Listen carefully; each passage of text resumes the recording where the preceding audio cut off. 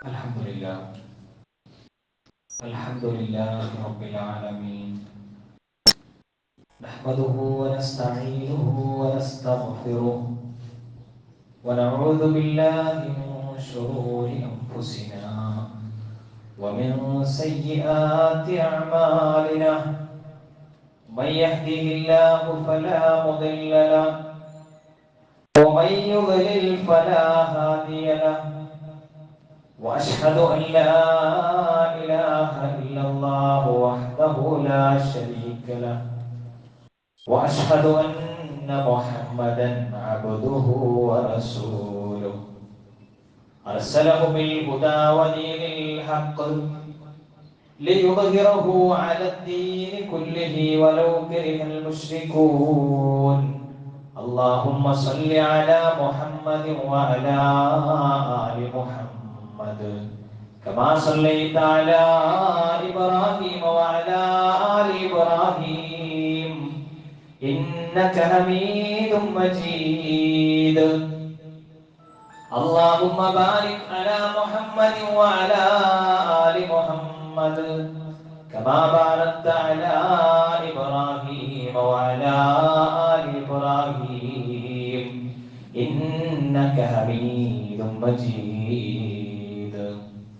أما بعد فإن خير الكلام كلام الله وخير السنن سنن محمد صلى الله عليه وسلم وشر الأمور محدثاتها وكل محدثة بدعة وكل بدعة ضلالة. أعوذ بالله من الشيطان الرجيم. يا أيها الذين آمنوا اتقوا الله حق تقاته ولا تموتن إلا وأنتم مسلمون. إن أريد إلا الإصلاح ما استطعت وما توفيقي إلا بالله عليه توكلت وإليه أنيب. رب اشرح لي صدري ويسر لي أمري واحلل عقدة من لساني يفقهوا قولي.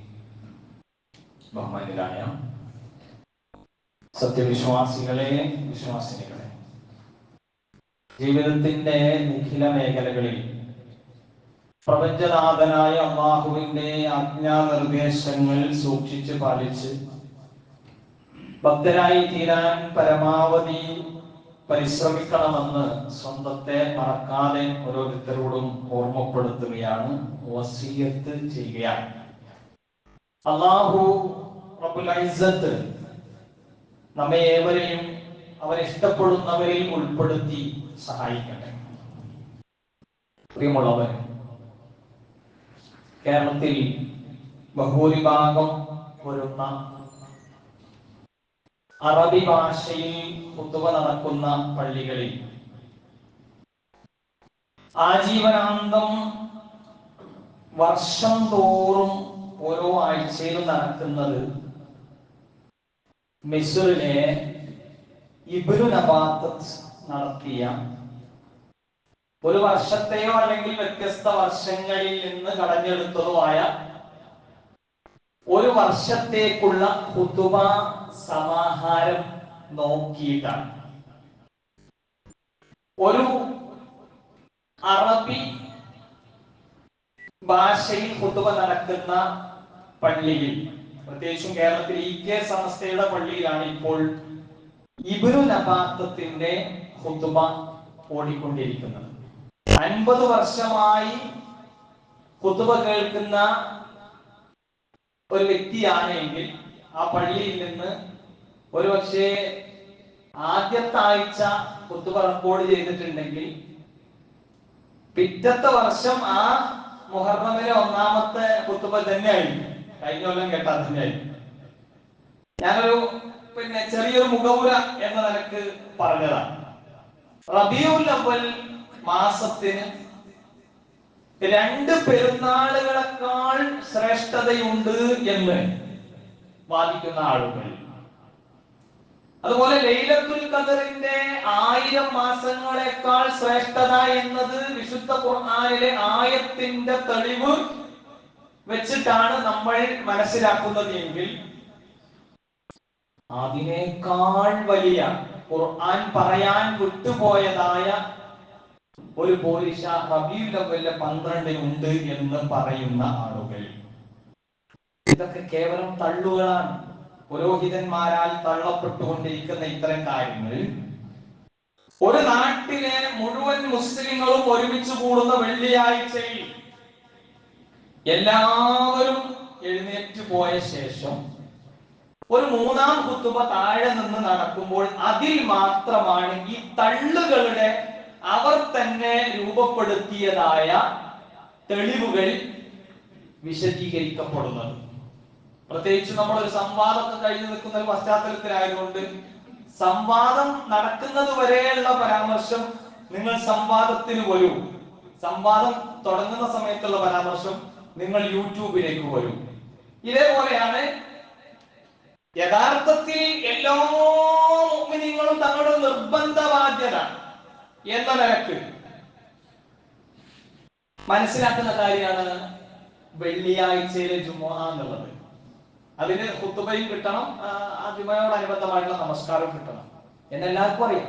അവിടെ എല്ലാവരും ഒരുമിച്ച് കൂടുന്നത്, അവിടെയാണ് കാര്യങ്ങൾ വിശദീകരിച്ചു കൊടുക്കേണ്ടത്. അപ്പൊ ജുമുഅ ഖുതുബയുടെ ഉദ്ദേശം പറഞ്ഞപ്പോ റസൂൽ സല്ലല്ലാഹു അലൈഹി വസല്ലം തങ്ങൾ പ്രത്യേകം ഓർമ്മപ്പെടുത്തി, യഖറഉൽ ഖുർആന വയുദക്കിറുൻ നാസ്, ഖുർആൻ ഓതും റസൂൽ തിരുമേനി സല്ലല്ലാഹു അലൈഹി വസല്ലം അവിടെ നിന്ന് ജനങ്ങളെ ഉത്ബോധിപ്പിക്കും. അപ്പോ അടുത്ത ചോദ്യം, നിങ്ങൾ ഈദ് മീലാദുൻ നബിയെ വിമർശിക്കുന്നു, അത് ബിദ്അത്താന്ന് പറയുന്നു, എന്നാൽ നിങ്ങളുടെ പള്ളികളിലെ ഖുതുബ മലയാളത്തിൽ ആണ് ഓതുന്നത്, അല്ലെങ്കിൽ മലയാളത്തിലാണ് ഖുതുബ നിർവഹിക്കുന്നത്. അപ്പൊ മലയാളത്തിൽ ഖുതുബ നിർവഹിക്കുക എന്നുള്ളത് റസൂൽ സല്ലല്ലാഹു അലൈഹി വസല്ലം തങ്ങളുടെ മാതൃകയാണ്. അഥവാ റസൂൽ സല്ലല്ലാഹു അലൈഹി വസല്ലം തങ്ങൾ ഭാര്യമാരോട് സംസാരിച്ചത് മലയാളത്തിലാണെന്ന് വിചാരിക്കാം. റസൂൽ ഇടപെട്ട സാമ്പത്തിക ഇടപാടുകൾ നടത്തിയത് മലയാളത്തിലാണെന്ന് വിചാരിക്കാം. റസൂലിന്റെ കച്ചവടങ്ങൾ മലയാളത്തിലാണെന്ന് വിചാരിക്കാം. റസൂൽ സല്ലല്ലാഹു അലൈഹി വസല്ലം തങ്ങളുടെ എല്ലാം മലയാളത്തിലാണ് എന്ന് വിചാരിക്കാം. എന്നിട്ട് ഖുതുബ മാത്രം റസൂല് അറബിയിൽ നടത്തി വിചാരിക്കാം. അല്ല, ഒന്നും വേണ്ട. റസൂലിന്റെ നാട്ടുകാർക്ക് വയല് പറഞ്ഞു കൊടുക്കണതൊക്കെ മലയാളത്തിലാന്ന് വിചാരിക്കാം, ബാക്കി എല്ലാ കാര്യമൊക്കെ അറബി തന്നെ എന്ന് വിചാരിച്ചോളൂ. ഞാനൊരു എക്സാമ്പിൾ പറയാം. ജുമുഅ ഖുതുബ മാത്രം അറബിയിൽ ആണ് എങ്കിൽ നമ്മളിപ്പോ ഇന്ന് നടത്തുന്ന എല്ലാം മലയാളത്തിൽ, ഖുതുബ മാത്രം അറബിയിൽ എന്ന് പറയുന്നതിനെ നമുക്ക് ന്യായീകരിക്കാം. പക്ഷെ അല്ലാഹുവിന്റെ റസൂലിന്റെ എല്ലാം അറബിയിലായിരുന്നു, കാരണം അവിടുത്തെ ഭാഷ അറബിയാണ്. എന്നതുപോലെ നമ്മുടെ നാട്ടിൽ ആളുകൾ ജുമുഅ ഖുതുബയെ വിമർശിക്കുമ്പോൾ അതിന്റെ കാര്യം കൃത്യമായി മനസ്സിലാക്കേണ്ടതുണ്ട്. ഇൻഷാ അല്ലാഹ് നമുക്ക് അതിലേക്ക് വരാം. ഈ മിമ്പറിൽ നിന്ന് അവർ ജനങ്ങളെ ബോധ്യപ്പെടുന്ന എന്താ, അവിടെ തന്നെ കൃത്യമായിട്ട് മനസ്സിലാക്കാൻ പറ്റും ഖുതുബയുടെ ഉദ്ദേശം നടന്നിട്ടില്ല. കാരണം റബീഉൽ അവ്വലിലെ 2ാമത്തെ ആഴ്ചയിലെ ഇബ്നു നബാത്തിന്റെ ഒരു വർഷത്തിലെ ഖുതുബ, അവരുടെ നബാത്തി ഖുതുബയുടെ സമാഹാരത്തിൽ ഉള്ളതെന്താണ്, അതിന്റെ മലയാളം മാത്രം അന്ന് താഴ്ന്നു ഇറങ്ങിയിട്ട് പരിചയപ്പെടുത്തി കൊടുക്കാന്ന് വിചാരിച്ചു കഴിഞ്ഞാൽ ഒരു കേരളത്തിലെ സമസ്തയുടെ പള്ളിയുടെ അല്ലെങ്കിൽ അവരുടെ ലേബലിൽ ഒന്നും ഈദ് മീലാദുൻ നബി നബിദിനാഘോഷ പരിപാടി നടക്കൂല. കാരണം അതിൽ പറയുന്നത് മുഴുവൻ വഫാത്തുൻ നബിയെ കുറിച്ചാണ്, അള്ളാഹുവിന്റെ റസൂലിന്റെ വഫാത്തിനെ കുറിച്ചാണ്. ആയിഷത്തു സിദ്ദീഖ റളിയല്ലാഹു അൻഹയുടെ വീട്ടിലേക്കാണ് റസൂലുള്ളാഹി സ്വല്ലല്ലാഹു അലൈഹി വസല്ലം തങ്ങളെ സ്വഹാബത്ത് എത്തിച്ചു കൊടുക്കുന്നത്, എല്ലാ ഭാര്യമാരുടെയും സമ്മതപ്രകാരം തന്നെ. അന്ന് ശരിക്ക് ഹഫ്സ റളിയല്ലാഹു അൻഹയുടെ വീട്ടിലായിരുന്നു റസൂലിന്റെ ചാൻസ് ഉണ്ടായിരുന്നു. ഭാര്യമാർക്കിടയിൽ നീതി പാലിക്കുക എന്നുള്ളത് അള്ളാഹുവിന്റെ റസൂലിന്റെ വലിയൊരു മഹിതമായ മാതൃകയാണ്. ഇപ്പോ അതൊക്കെ എല്ലാവരുടെയും സമ്മതപ്രകാരം ആയിഷ ബീവിന്റെ വീട്ടിലേക്ക് വരും. ആയിഷ ബീവിനോട് റസൂല് കാര്യങ്ങളൊക്കെ, പ്രശ്നങ്ങൾ പ്രയാസങ്ങളൊക്കെ ബോധ്യപ്പെടുത്തുക. ഫാത്തിമ ബീവി അടുത്തുണ്ട്. ആ ഫാത്തിമ ബീവിയോട് വിഷമങ്ങൾ പറയാണ്. അല്ലാഹുവിന്റെ റസൂല് കുറെ കാര്യങ്ങൾ ബോധ്യപ്പെടുത്തും ചെയ്യാം. ഫാത്തിമ ബീവി ആദ്യം കരയുന്നു, പിന്നെ ചിരിക്കുന്നു. സംഭവങ്ങളൊക്കെ നമുക്കറിയാം. ഹസൻ ഹുസൈൻ റളിയല്ലാഹു അൻഹുമാ പേരക്കിടാങ്ങൾ അല്ലാഹുവിന്റെ റസൂലിന്റെ വിയോഗത്തിന്റെ സമയത്തതാ അവർ ഒരു കരയുകയാണ്. വാ ഖർബാ, എന്ത് വല്ലാത്ത പ്രയാസമാണ് എന്ന് പറയാൻ അവരോരോരുത്തരും വല്യുപ്പാക്ക് എന്ത് പറ്റി, എന്താണ് വല്യുപ്പ, വലിയുപ്പ ഞങ്ങൾക്ക് വല്ലാത്ത പ്രയാസമാണ് എന്ന് അവരുടെ ആ പ്രയാസത്തിന്റെ തോത് അവരയവർക്കാണ്. ഇതാണ് നമാത്തി ഖുത്ബയിൽ അവിടെ പറയുന്നത്. അത് കൃത്യമായി നമുക്ക് ഓരോരുത്തർക്കും പരിശോധിക്കാൻ പറ്റും. അതിന്റെ PDF പോലും നമുക്ക് ഡൗൺലോഡ് ചെയ്തെടുക്കാം, നമുക്ക് വായിക്കാം. അതിന്റെ മലയാളം നമ്മളൊന്ന് നോക്കിയാൽ മതി, അത് ട്രാൻസ്ലേറ്റ് ചെയ്ത് നോക്കിയാൽ മതി. എവിടെയും ഈ രണ്ടാമത്തെ ആഴ്ചയിൽ ഇത് നടക്കുമ്പോ അതിൽ പറയുന്ന കാര്യം എന്ന് പറഞ്ഞാൽ ഇതുപോലെ ഒരു ദിവസമാണ് അള്ളാഹുവിന്റെ തിരുദൂതര് വഫാത്തായത്. ലാസ്റ്റ് ആയത്തും കൊടുത്തത് ഇന്നക മയ്യിത്തുൻ വഇന്നഹും മയ്യിത്തൂൻ. മരണം എന്ന് പറയുന്നത് സുനിശ്ചിതമാണ്, അതിൽ നിന്നും ആർക്കും ആരെയും തടയാവതല്ല. അതിന്റെ ആ തുടക്ക ഭാഗത്തൊക്കെ നമ്മളെ കണ്ണുകളീറനണിയിക്കുന്ന പരാമർശങ്ങളാണ്. മലയാളത്ത് പറഞ്ഞുകൊടുത്താൽ മാത്രം മതി. അതില്ലാത്തതുകൊണ്ട് ആളുകൾ വളരെ സന്തോഷത്തോടുകൂടി ഖുത്ബ കേൾക്കുന്നു, അല്ലെങ്കിൽ ആ ഖുത്ബ കേൾക്കുന്നതിന്റെ ഇടയിൽ എന്തെങ്കിലും അവർക്ക് ഇഷ്ടമുള്ള കാര്യങ്ങൾ ആലോചിക്കുന്നു, അല്ലെങ്കിൽ ഉറങ്ങുന്നു, പരിപാടിയൊക്കെ നടക്കുന്നു. തുടർന്ന് മൂന്നാം ഖുത്ബയിലാണ് പരാമർശം. ഒന്നും കഴിഞ്ഞു, രണ്ടും കഴിഞ്ഞു, പിന്നെ എല്ലാത്തൊരു മൂന്നാം ഖുത്ബയിൽ പറയുന്ന കാര്യം എന്താ? നമ്മൾ ഇന്ന് വൈകുന്നേരം ഒരുമിച്ച് കൂടുന്നു, റസൂലിന്റെ മദ്ഹ് പറയാൻ നമുക്ക് ഒരുമിച്ച് കൂടും. ആരെങ്കിലും കൂട്ടത്തിൽ നിന്ന് എഴുന്നേറ്റ് പറഞ്ഞാൽ മതി, നിങ്ങൾ എന്തേ ഇവർമെന്ന് പറഞ്ഞു. ഞാനൊരു വിമർശനം എന്ന നിനക്ക് ഒരു ജുമാ ഖുത്ബയിൽ ഇങ്ങനെ ഒരു ടീമിനെ ആക്രമിക്കാൻ വേണ്ടിയിട്ട് പറയണല്ല, മറിച്ച് നമ്മൾക്ക് കൃത്യമായ ഒരു അവയർനെസ് ഉണ്ടാകണം. എന്താ ഇവിടെ പറഞ്ഞത്, അതിന് ശേഷം എന്താ നടക്കുന്നത് എന്ന് ആലോചിക്കണം. നമ്മൾ എന്തുകൊണ്ടാണ് നബിദിനം ആഘോഷിക്കാൻ പാടില്ല എന്ന് പറയുന്നത്? ഇവിടെ കുറെ ആഘോഷങ്ങളുണ്ടല്ലോ. ആ ആഘോഷങ്ങളെക്കാൾ ഏറെ നമ്മൾ ഇതൊരു വിമർശന സ്വരത്തിൽ പറയുന്നത് എന്തുകൊണ്ടാണ്? വളരെ നസീഹത്തോടു കൂടിയാണ് പ്രിയപ്പെട്ടവരെ ചില കാര്യങ്ങൾ ഓർമ്മപ്പെടുത്താനുള്ളത്. ഒന്ന്, ഇത് ആഘോഷിക്കുന്നത് മതപരമായ ഒരു ചുറ്റുപാടിൽ നിന്നുകൊണ്ടാണ്. നബിദിനം എന്ന് പറയുന്നത് ബിദ്അത്താണ്. എന്തുകൊണ്ട് ബിദ്അത്താണ്? ഒന്നാമത്തെ കാര്യം പറയുന്നത് എന്തുകൊണ്ട് അത് ബിദ്അത്താകുന്നു? പ്രവാചകന്മാരാൽ പഠിപ്പിക്കപ്പെട്ട ദീനാകുന്ന ഇസ്ലാം, അതിന്റെ പൂർത്തീകരണം നടന്നത് അന്ത്യദൂതർ സല്ലല്ലാഹു അലൈഹി വസല്ലമ തങ്ങളിലൂടെ, മുഹമ്മദ് നബിയിലൂടെയാണ്. അത് വിശുദ്ധ ഖുർആൻ കൃത്യം സൂറ അൽ-മാഇദയിലെ 3-ാമത്തെ വചനത്തിന്റെ അവസാന ഭാഗത്ത് പറഞ്ഞു, ഇന്നത്തെ ദിവസം നിങ്ങൾക്ക് മതത്തെ, നിങ്ങളുടെ മതത്തെ പൂർത്തിയാക്കി തന്നിട്ടുണ്ട്. എന്റെ അനുഗ്രഹത്തെ നിങ്ങൾക്ക് പരിപൂർണമാക്കി തന്നിട്ടുണ്ട്. ഇസ്ലാം ദീന് നിങ്ങൾക്ക് തൃപ്തിയുള്ളതാക്കി തന്നിട്ടുണ്ട്. എത്ര കൃത്യമാണ് അത് റെഡിയായിട്ട്. അപ്പൊ പൂർത്തിയായ മതത്തിലേക്ക് എന്തെങ്കിലും മതകീയ ആചാരമായി കൊണ്ടുവരിക എന്നുള്ളത് ആ പൂർത്തിയാക്കിയ പ്രവാചകന്റെ പ്രവാചകത്വത്തിലേക്ക്, റിസാലത്തിലേക്ക് വഞ്ചന കാണിക്കുന്ന പണിയാണ് എന്ന് ഇമാം മാലിക് റഹ്മത്തുള്ളാഹി അലൈഹി പറയാം. ഇസ്ലാമിൽ ഒരാള് തുടങ്ങി ആരംഭിച്ചു ബിദ്അത്തൻ, ഒരു പുത്തൻ ആചാരത്തെ തുടങ്ങി, അതിനെ അവൻ കാണുന്നത് ഒരു പുണ്യമായി, അല്ലെങ്കിൽ ഒരു നല്ല കാര്യമായിട്ടാണ് കാണുന്നത്.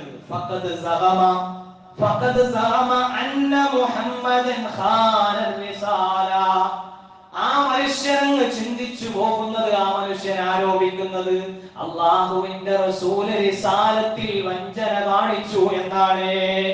അള്ളാന്റെ റസൂല് റിസാലത്ത് ചെയ്യേണ്ട പണി റസൂല് ചെയ്യുന്നതിൽ, റസൂൽ കൊടുക്കേണ്ട സന്ദേശങ്ങൾ കൈമാറുന്നതിൽ റസൂലിന് എവിടെയോ ചില സ്പെല്ലിംഗ് മിസ്റ്റേക്കുകൾ വന്നു. ആ മനുഷ്യൻ പറയാതെ ചെയ്യുന്നത് പുതിയതായിട്ട് കൊണ്ടുവരും. അഥവാ റസൂലിന് പരിചയമില്ല.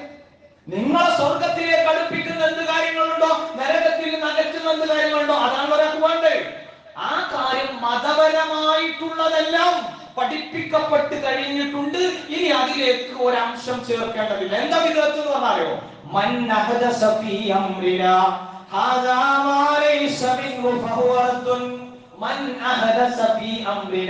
നമ്മുടെ കൽപ്പനയില്ലാത്തതായ ഒരു കാര്യം ഒരാള് പ്രവർത്തിച്ചു കഴിഞ്ഞാൽ അതാ മലയിസമിന്നു.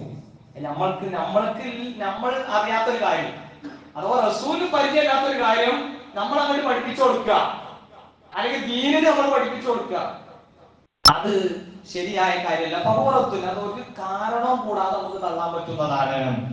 അപ്പൊ വിദഅത്തുകളെല്ലാം വഴികേടാണ്, വിദഅത്തുകളെല്ലാം വഴികേടാണ്, വഴികേടുകളെല്ലാം നരകത്തിലേക്കുള്ളതുമാണ്. പ്രിയപ്പെട്ടവരെ, ഗൗരവം മനസ്സിലാക്കണ്ടേ.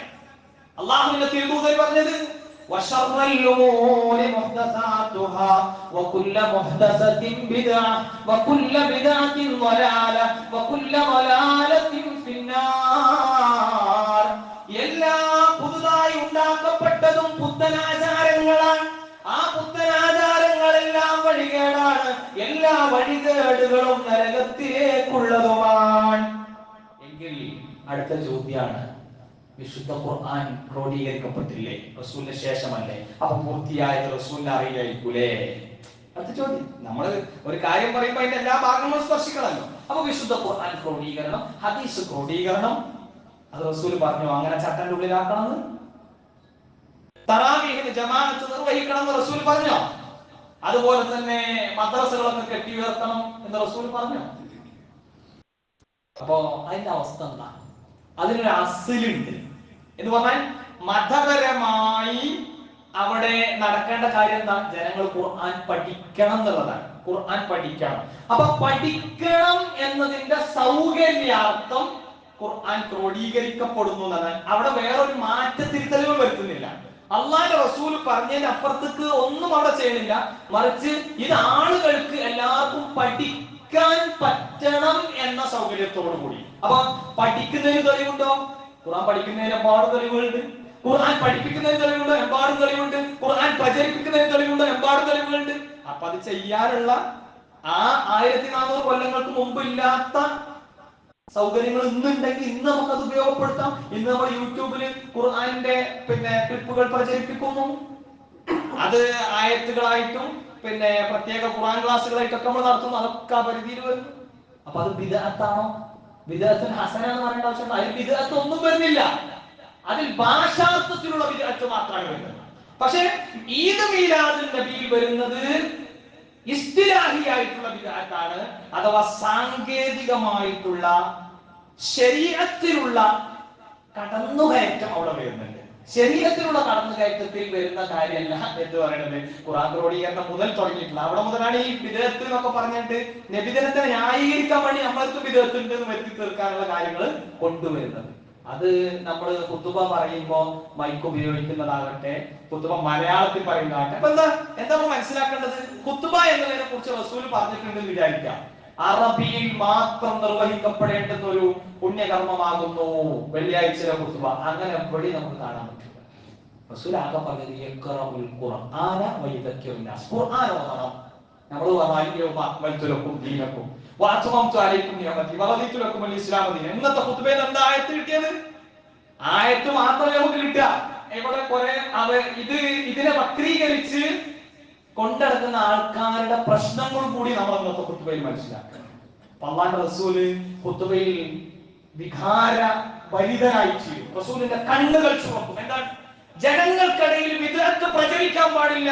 റസൂലിന് കൃത്യമായ ഒരു പോയിന്റ് ഓഫ് വ്യൂ ഉണ്ട്. അള്ളാഹുവിന്റെ റസൂലിനെ സംബന്ധിച്ചിടത്തോളം ജനങ്ങൾ ശിർക്കിലേക്ക് പോകാൻ പാടില്ല. അള്ളാഹുവിന്റെ റസൂലിന് കൃത്യമായ ധാരണയുണ്ട്. അത് റസൂലിന്റെ ഉള്ളിൽ കത്തും. ആ കത്തുമ്പോ റസൂലിന്റെ കണ്ണുകൾ ചുവക്കും. ഇന്ന് നബാത്തി ഖുതുബ വായിക്കുന്ന ആ പുരോഹിതന്റെ അവസ്ഥ ആലോചിച്ച് നോക്കുന്നത്. ഒരു പക്ഷേ ഇതിങ്ങനെ നോക്കി വായിക്കുമ്പോൾ അയാൾക്ക് ഉള്ളിലേക്ക് അത് കേറുന്നു പോലും ഇല്ല. എന്തോ താല്പര്യത്തിന്റെ പുറത്ത് ഇങ്ങനെ പറയും. എന്നാൽ അയാൾക്ക് ആവേശം വരുന്നുണ്ട് മൂന്നാം ഖുതുബ നടത്തുമ്പോ.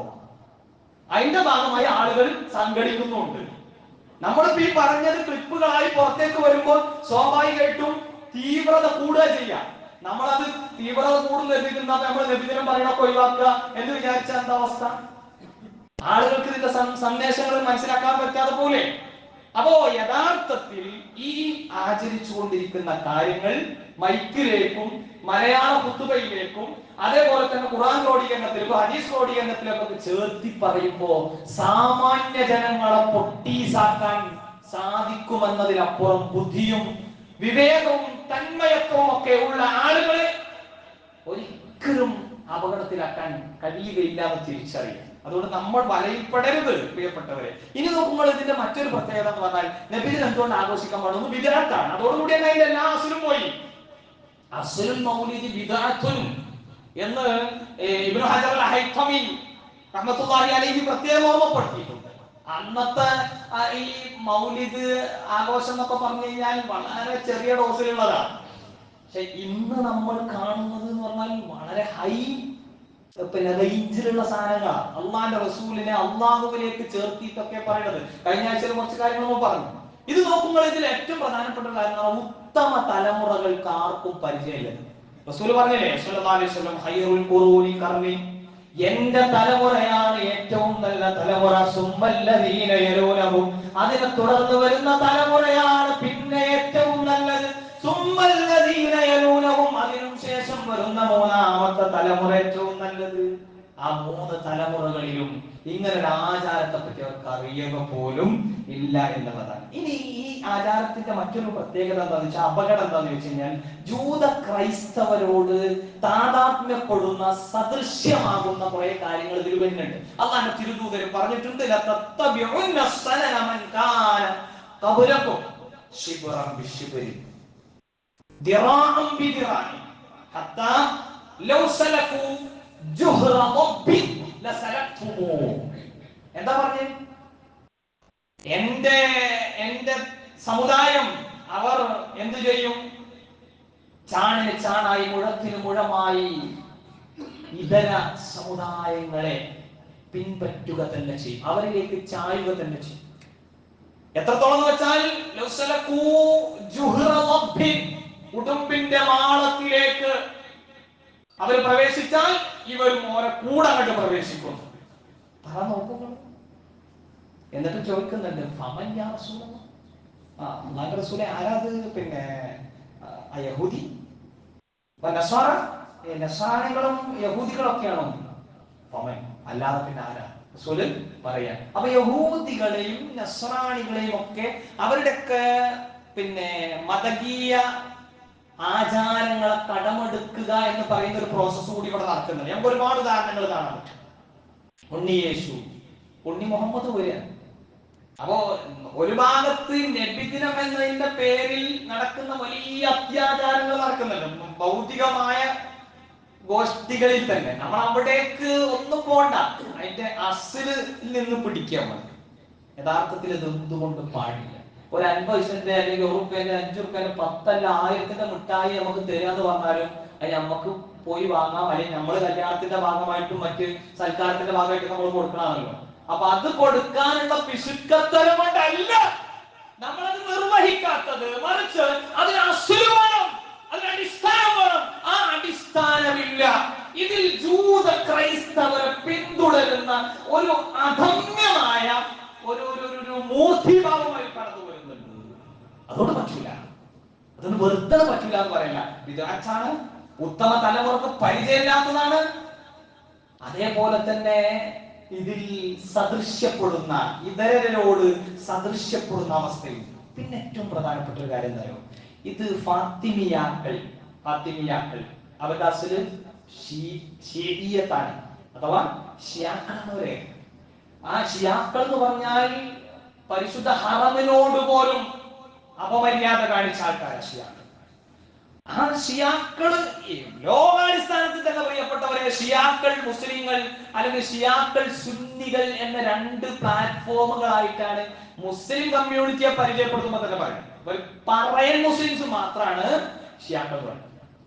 അപ്പൊ ആ ഷിയാക്കളുടെ വേരാണ് ഇതിലുള്ളത്. ഫാത്തിമിയാക്കളിലെ ഉബൈദിയാക്കളിലേക്ക് വരുന്ന ഒരു അസിലാണ് ഈ ഈദ് മീലാദുൻ നബിക്കുള്ളത്. അത് തുടങ്ങുന്നത് 300 കാലഘട്ടത്തിലാണ്. തീവ്ര വിഭാഗക്കാരായിട്ട് ഉബൈദിയാക്കൾ തുടങ്ങുന്നത്. പക്ഷെ ഈ 600കളൊക്കെ എത്തിയപ്പോ, ഹിജ്റ 600കളിലൊക്കെ എത്തിയ സമയത്ത് ഇർബിൽ ഭരിച്ചിരുന്ന മുഫറുദ്ദീൻ എന്ന് പറയുന്ന രാജാവ്, അദ്ദേഹം ഭരണത്തിലൊക്കെ ആകെ പോരായ്മ നേരിട്ട് വലിയ ആ ഭരണ അലംഭാവം കാരണം എട്ടങ്ങാറായി നിൽക്കുന്ന സമയത്താണ് ഇവിടെ ഇങ്ങനെ കുറച്ച് പുരോഹിതന്മാരൊക്കെ മധുവായിട്ട് ഇങ്ങനെ വരുന്നത്. ഞാൻ ചുരുക്കി പറയാം, മധുവായിട്ട് ഇങ്ങനെ വരുമ്പോ ആ മധുവിന് കുറച്ച് മാർക്കറ്റ് ചെയ്യാൻ നല്ല എളുപ്പമുള്ള പരിപാടിയാണിത്. പ്രശംസ പിടിച്ചു പറ്റലാണ്. മൗലിദ് കഴിക്കും നെങ്കിൽ അന്നാടയ്യായിരം, പൊരിക്കുന്നതാണേ കോഴിയും 10,000. അപ്പൊ 5000 ആട് അവിടെ എന്തായി ഹാജരായി. പൊരിക്കാൻ കോഴി 10,000 ആയി. അപ്പൊ ഭയങ്കര സെറ്റപ്പായി. ഈ ആചാരം അന്ന് തന്നെ തുടങ്ങി വെച്ച പരിപാടിയാണ്. പക്ഷേ ഇത് നടത്തുന്ന ആൾക്കാരുടെ അവരുടെ ഗ്രന്ഥങ്ങളിൽ പോലും എന്തില്ല, 300ന്റെ മുമ്പത്തെ കണക്കൊന്നുമില്ല. മിനിമം സെൻസ് ഇതിനുണ്ടെങ്കിൽ ഇതിനു വേണ്ടി നമ്മൾ സമയം മെനക്കെടുത്തു. അല്ലെ നമ്മുടെ കുടുംബങ്ങളുടെ സമയം ഇതിനു വേണ്ടി പോകുന്നത് നമുക്ക് പ്രയാസമില്ലാത്തതായി മാറും. അല്ലാഹുവിന്റെ തിരുദൂതൻ വഫാത്തായ ദിവസത്തെ ആചരിച്ചുകൊണ്ടിരിക്കുകയാണ്.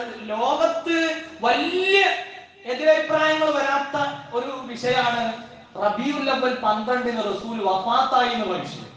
അതുകൊണ്ട് തന്നെയാണ് ഇബ്നു നബാത്തത്ത് തന്റെ 2ാമത്തെ ആഴ്ചയിലെ ഖുതുബയിൽ എന്ത് ചെയ്തത്, വഫാത്ത് നബി കൊടുത്തത്. നമ്മൾ ശ്രദ്ധിക്കണം, ശരിക്കും ശ്രദ്ധിക്കണം. ഷിയാക്കൾ തുടങ്ങി വെച്ച, മുൻഗാമികൾക്ക് പരിചയമില്ലാത്ത, ഇത് ആഘോഷിക്കുന്ന ആളുകൾ തന്നെ അങ്ങനെ പ്രത്യേകം പറയാത്ത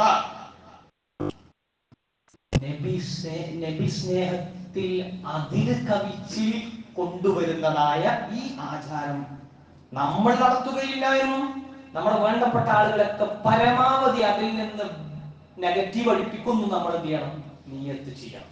ഇതൊരു ജനതയോടുള്ള അമർഷമല്ല കേട്ടോ, ഇതൊരു ജനമതത്തോടുള്ള വിരോധമല്ല കേട്ടോ. ഇത് ദീനിനെ ശരിയായി കൊണ്ടു നടക്കണം എന്നുള്ള ആളുകൾക്കുള്ള നസീഹത്താണ് കേട്ടോ. പ്രിയപ്പെട്ടവരെ, റസൂൽ പറഞ്ഞില്ലേ, ലാ തത്റൂനി, നിങ്ങൾ എന്ത് ചെയ്യരുത്, പുകയ്ക്കരുത്. എന്നെ പുകയ്ക്കരുത് നിങ്ങൾ.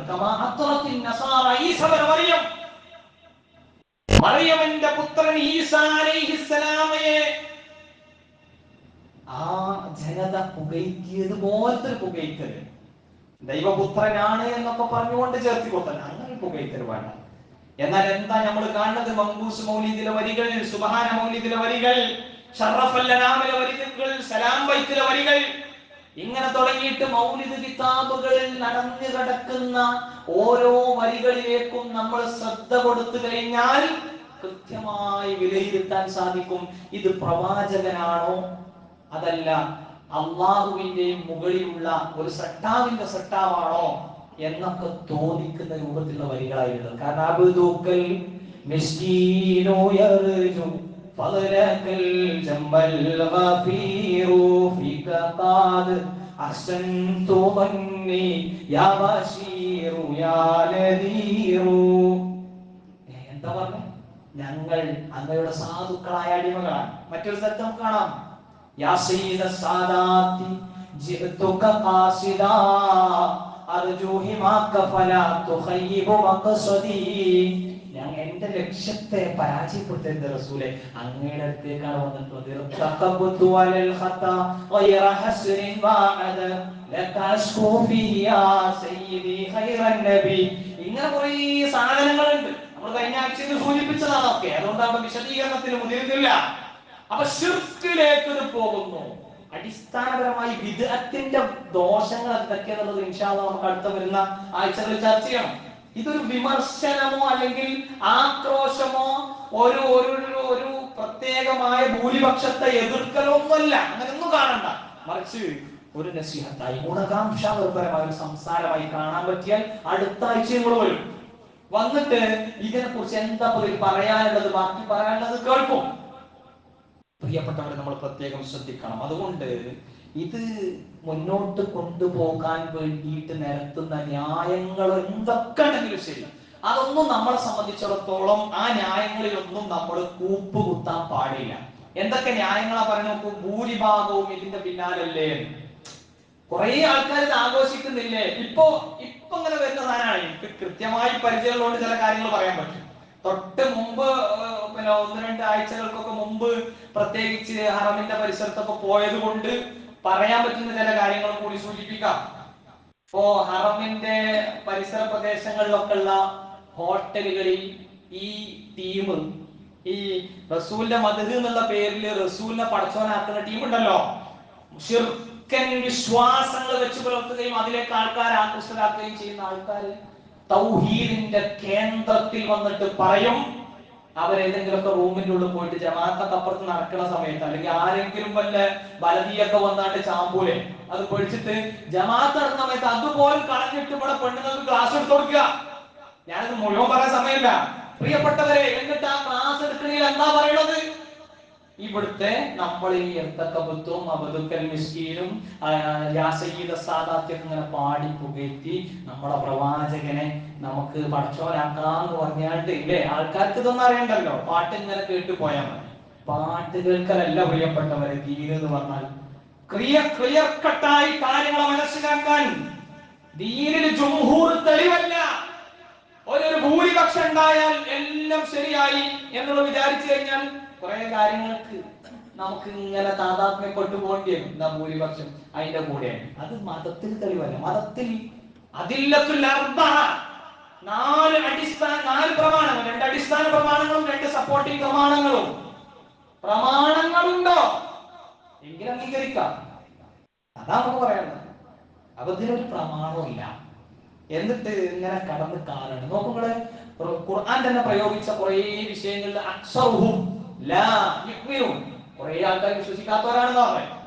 അക്സറുഹും ലാ യഖിലൂൻ, കുറെ ആൾക്കാർ ചിന്തയില്ലാത്തവരാണെന്ന് പറഞ്ഞു. ഖുർആൻ ഒക്കെ പ്രയോഗം ഭൂരിഭാഗം നെഗറ്റീവിന്റെ ആൾക്കാരാണ്. അക്സറുഹും ലാ യശ്കുറൂൻ, നന്ദി കാണിക്കാത്ത ആൾക്കാർ അധികവും. അക്സറുഹും യഹ്തഫിലൂന മീലാദുൻ നബി, കുറെ ആൾക്കാർ അതിന്റെ കേട്ടോ. അവര് അധികം ആൾക്കാർ മീലാദുൻ നബി ആഘോഷിക്കുന്ന ആൾക്കാരാണ്. അപ്പൊ അത് നമ്മളെ തെളിവല്ല. അല്ലാഹു സുബ്ഹാനഹു വ തആല കാര്യങ്ങൾ അവര് മനസ്സിലാക്കാൻ നമുക്ക് നല്ല തൗഫീഖിനെ പ്രദാനം ചെയ്ത് അനുഗ്രഹിക്കട്ടെ. അൽഹംദുലില്ലാഹ് അല്ലദീ ഹദാനാ ഇലൽ ഇസ്ലാം സ്വല്ലല്ലാഹു അലാ നബിയിനാ മുഹമ്മദ് വ ആലിഹി വസഹ്ബിഹി അജ്മഈൻ. ഏറെ ബഹുമാന്യനായ സഹോദരങ്ങളെ, സഹോദരിമാരെ, ഒരിക്കൽ കൂടി അള്ളാഹുവിനെ സൂക്ഷിച്ച് ഭക്തരായി തീരാൻ പരിശ്രമിക്കണമെന്ന് ഓർമ്മപ്പെടുത്തുകയാണ്, വസിയത്ത് ചെയ്യാൻ. നമ്മൾ സൂചിപ്പിച്ചു വന്നത് മതത്തിന്റെ അടിസ്ഥാനമില്ലാത്ത ഏത് കാര്യമാണെങ്കിലും ശരി, അതൊരു ഈ ഒരു പ്രത്യേക പശ്ചാത്തലത്തിൽ മാത്രമല്ല, എന്ത് കാര്യം നമ്മൾ ചെയ്യുമ്പോഴും അതിന് അടിസ്ഥാനപരമായ പിൻബലം ഉണ്ടാകണം. അത് പ്രമാണങ്ങൾ അടിസ്ഥാനമാക്കിയിട്ടുള്ളതാണ്. റസൂൽ സല്ലല്ലാഹു അലൈഹി വസല്ലം തങ്ങളുടെ മദദ് 24x7 അത്രയും മണിക്കൂറുകളിൽ, ഇനി അതിനെ സെക്കൻഡിലേക്ക് ഗുണിച്ചാൽ പോലും കിട്ടുന്ന അത്രയും സെക്കൻഡുകൾ പ്രിയപ്പെട്ടവരെ നമ്മുടെ ജീവിതത്തിൽ ഉണ്ടാകണം. അഥവാ ഞാനും നിങ്ങളും ഇടപെടുന്ന ഒരു മേഖലയും റസൂൽ പറഞ്ഞിട്ട് അപ്പുറത്തേക്ക് പോകാൻ പാടില്ല.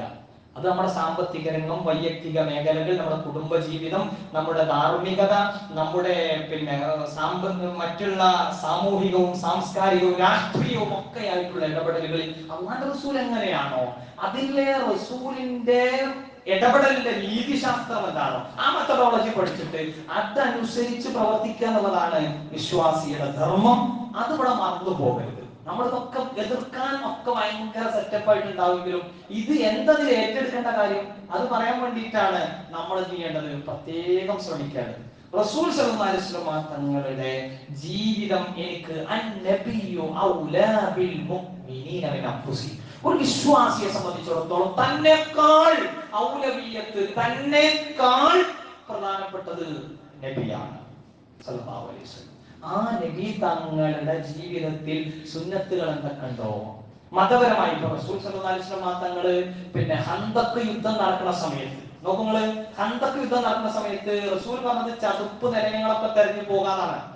എന്നാൽ അതൊക്കെ മാറ്റി വെച്ചിട്ട് റസൂല് കിടങ്ങ് കുഴിക്കാൻ എത്തിയത് ഭൗതികമായ ഒരു വിഷയത്തിൽ യുദ്ധതന്ത്രം മെനയുന്ന ഒരു അഭിപ്രായത്തിൽ സൽമാനുൽ ഫാരിസിയുടെ പേർഷ്യൻ യുദ്ധതന്ത്രത്തെ റസൂൽ ആക്സെപ്റ്റ് ചെയ്യാൻ റെഡിയായത് റസൂലിന്റെ ഭാഗത്ത് റസൂലിന് വഹി കിട്ടിയ ഒരു വിഷയം അല്ലാത്തതുകൊണ്ടാണ്. അതേപോലെ തന്നെ ഉടുമ്പിന്റെ മാംസത്തിലേക്കൊക്കെ നമ്മൾ ചർച്ചകൾ പോകുമ്പോൾ ഉടുമ്പിന്റെ മാംസം റസൂലിന് ഇഷ്ടമല്ല, പക്ഷെ അബൂബക്കർ റളിയല്ലാഹു അത് കഴിക്കുന്നു, അല്ലെങ്കിൽ സ്വഹാബത്ത് അത് കഴിക്കാം, നമുക്കത് കഴിക്കാം എന്ന് പറഞ്ഞാൽ സുന്നത്തും ആദത്തും തിരിച്ചറിയാത്തതുകൊണ്ടാണ് മൈക്കിലേക്കും മറ്റു പലതിലേക്കൊക്കെ പ്രശ്നങ്ങൾ വരുന്നത്. അത് വേറെ വിഷയമാണ്. എന്നാൽ നമ്മൾ ഈ ഡ്രസ്സ് കാര്യങ്ങൾ, ഇപ്പൊ ഞാൻ നല്ല വെള്ള വസ്ത്രമൊക്കെ ധരിക്കുകയാണെന്നുണ്ടെങ്കിൽ എനിക്ക് സമൂഹത്തിൽ ഒരു ഉന്നതിയും കാര്യങ്ങളൊക്കെ അതൊക്കെ ഓക്കെ. റസൂൽ പറഞ്ഞതായ പ്രത്യേക ചിട്ടകളും പിന്നെ അതിന്റെ മാതൃകകളൊക്കെ ഉണ്ട്. അതിനപ്പുറത്ത് ഞാൻ കന്തൂറനെ ധരിക്കണം, എനിക്ക് കന്തൂറ ധരിക്കാം.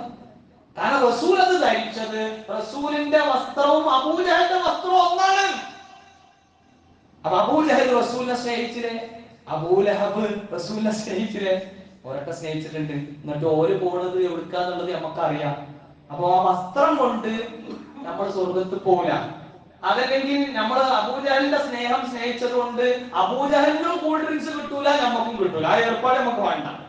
ഇങ്ങനെയുള്ള കുറെ സാധനങ്ങളിലൂടെയാണ് ജബ്ബാർ മോശനെ പോലത്തെ ആൾക്കാർക്കൊക്കെ കുറെ വളം കിട്ടിയത്. ഞാനൊരു അതും വേറൊരു വലിയ വിമർശനമായിട്ട് കൊണ്ടുവരല്ല. കഅബന്റെ പുറത്ത്, കഅബയിലെ വിഗ്രഹങ്ങളുടെ പുറത്ത് വേറെന്തൊക്കെയോ ചെയ്തു വെച്ചു എന്നൊക്കെ ബിലാൽ അതിന്റെ പേരിലാണ് പ്രസക്തി എന്നൊക്കെ പറയണല്ലോ. ഏതൊക്കെയോ തഫ്സീറിൽ രേഖപ്പെടുത്തി ഇന്നുവരേക്കും മുസ്ലിം ലോകം പ്രചരിപ്പിക്കാത്ത കാര്യത്തിൽ ഇങ്ങനെ കൊണ്ടുവരാണ്. ഇനി മുസ്ലിം ലോകം പ്രചരിപ്പിക്കുന്ന കാര്യങ്ങളിൽ തന്നെയും ഇത്തരം യുക്തിവാദികൾക്ക് വളമിട്ട് കൊടുക്കുന്ന കുറെ കാര്യങ്ങൾ പ്രിയപ്പെട്ടവരെ നിലവിലുണ്ട്. അതെന്താണ്? അതിന്റെയൊക്കെ അസിൽ പഠിക്കാത്തോണ്ടാണ് സംഭവങ്ങളാണ്. ഒരു വിശ്വാസത്തിലും കോട്ടമുണ്ടാവില്ല, വിശ്വാസത്തിന്റെ അടിസ്ഥാനങ്ങൾ അറിയാം. ഒരു ആരാധനയിലും പ്രശ്നങ്ങൾ ഉണ്ടാവില്ല, ആരാധനയുടെ അസുലറിഞ്ഞാൽ. അതുകൊണ്ട് നമുക്ക് ഗൗരവത്തോടെ ചിന്തിക്കാൻ കഴിയേണ്ടതുണ്ട്. അല്ലാഹു സുബ്ഹാനഹു വ തആല നാം ഈ കാര്യങ്ങൾ ഉൾക്കൊള്ളുന്ന, അതിനെക്കുറിച്ച് പഠിക്കുന്ന, ആ പഠിച്ചതിനനുസരിച്ച് സുന്നത്ത് ബോധ്യപ്പെട്ടതിനെ ഉൾക്കൊള്ളുന്ന ആളുകളിൽ നമ്മേവരെയും ഉൾപ്പെടുത്തി സഹായിക്കുമാറാവട്ടെ. പ്രിയപ്പെട്ടവരെ, ഇന്നത്തെ നമ്മുടെ കണക്ഷൻ പള്ളി പരിപാലനവുമായി ബന്ധപ്പെട്ടുള്ളത്. എല്ലാവരും സജീവവും ആത്മാർത്ഥവുമായിട്ടുള്ള ഒരു സഹകരണം അതിൽ നിർവഹിക്കണം എന്ന് പ്രത്യേകം ഓർമ്മപ്പെടുത്തുകയാണ്. പള്ളി പരിപാലനവുമായി ബന്ധപ്പെട്ട വിശദാംശങ്ങളൊന്നും പറയേണ്ട ആവശ്യമില്ല. റസൂൽ പറഞ്ഞത് പള്ളിയിൽ നമുക്കെല്ലാം എല്ലാത്തിനും മാതൃക റസൂലാണ്. പള്ളിയിൽ ഒരാളൊരു വിളക്ക് സ്ഥാപിച്ചാൽ അതിന്റെ പ്രതിഫലം പോലും റസൂൽ പറഞ്ഞിട്ട് മൈന്യൂട്ടായ കാര്യം. ഒരാൾ പള്ളി നിർമ്മിച്ചാൽ, പള്ളി പരിപാലനവുമായി ബന്ധപ്പെട്ട് പറഞ്ഞത് പള്ളിയിലെ വേസ്റ്റുകൾ മാറ്റി വെക്കലും പള്ളിക്ക് വേണ്ട സൗകര്യങ്ങൾ ചെയ്തു വെക്കലും എന്തൊക്കെ ഉണ്ടോ പുണ്യകരമായ പ്രവർത്തനം. അപ്പൊ അതിന്റെ ഭാഗമായിട്ട് നമ്മൾ ചെയ്യുന്ന കാര്യങ്ങൾക്കൊക്കെ ഒരു ഇഖ്ലാസ് ഉണ്ടായിക്കോട്ടെ, ഒരാത്മാർത്ഥത ഉണ്ടായിക്കോട്ടെ. അല്ലാഹു സുബ്ഹാനഹു വ തആല നമ്മുടെ എല്ലാ പ്രവർത്തനങ്ങളും സ്വീകരിച്ച് അനുഗ്രഹിക്കട്ടെ, നമുക്ക് വേണ്ടതായ പ്രതിഫലം നൽകി അനുഗ്രഹിക്കട്ടെ. നമ്മുടെ നാട്ടിലും പരിസര പ്രദേശങ്ങളിലൊക്കെ പ്രയാസങ്ങൾ എതിർക്കുന്ന ഒരുപാട് ആളുകളുണ്ട്. അല്ലാഹുവിന്റെ പ്രയാസങ്ങൾക്ക് എല്ലാ നിലക്കുമുള്ള പരിഹാരങ്ങൾ നിർദ്ദേശിച്ചു കൊടുക്കുമാറാവട്ടെ. റഹ്മാൻ റഹീമുമായ റബ്ബേ, ഞങ്ങളുടെ കൂട്ടത്തിൽ രോഗം കൊണ്ട് ബുദ്ധിമുട്ടുന്നവരുടെ രോഗങ്ങൾക്ക് യഥാർത്ഥ ശമനം നൽകി അനുഗ്രഹിക്കണേ. അല്ലാഹുവേ, ഞങ്ങൾ ഇന്ന് മരണപ്പെട്ടു പോയ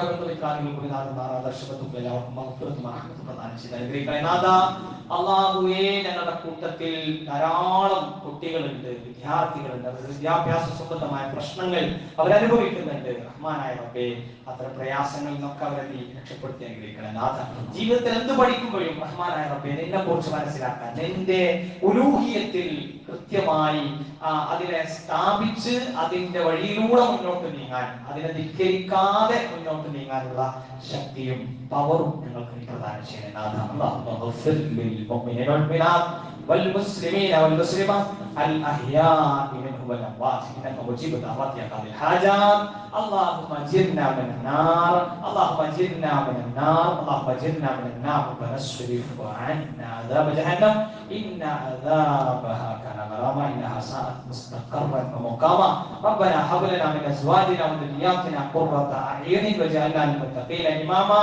اللهم يا مقلب القلوب ثبت قلوبنا على دينك. اللهم يا مصرف القلوب صرف قلوبنا على طاعتك. اللهم اجعلنا من المتواضعين ولا تجعلنا من المتكبرين.